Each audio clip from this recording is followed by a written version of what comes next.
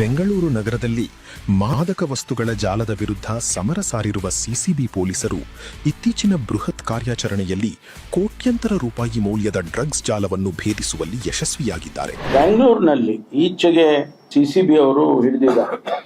North east ಡಿವಿಷನ್ನು, north ಡಿವಿಷನ್ನು, anti narcotics wing ಇವರೆಲ್ಲರೂ ಸೇರಿ 16 ಜನ ಅರೆಸ್ಟ್ ಮಾಡಿದ್ದಾರೆ. ಅದರಲ್ಲಿ ಸುಮಾರು 36 ಕೋಟಿ ರೂಪಾಯಿ ಡ್ರಗ್ಸು ಅದನ್ನು ಸೀಸ್ ಮಾಡಿ ಇವತ್ತು ಅವ್ರ ಮೇಲೆಲ್ಲ ಕೇಸಸ್ ಅನ್ನು ರಿಜಿಸ್ಟರ್ ಮಾಡಿದ್ದಾರೆ.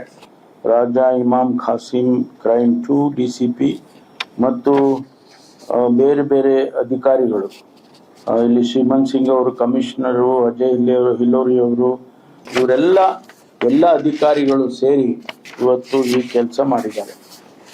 ಮಾದಕ ವಸ್ತುಗಳ ಸಾಗಾಣಿಕೆ, ಮಾರಾಟ ಅಥವಾ ದುರುಪಯೋಗಕ್ಕೆ ಸಂಬಂಧಿಸಿದ ಯಾವುದೇ ಮಾಹಿತಿ ನಿಮ್ಮಲ್ಲಿದ್ದರೆ ತಕ್ಷಣ KSP ಆ್ಯಪ್ನಲ್ಲಿ ದೂರು ದಾಖಲಿಸಿ. ನಿಮ್ಮ ಮಾಹಿತಿಯನ್ನು ಸಂಪೂರ್ಣವಾಗಿ ಗೌಪ್ಯವಾಗಿಡಲಾಗುವುದು.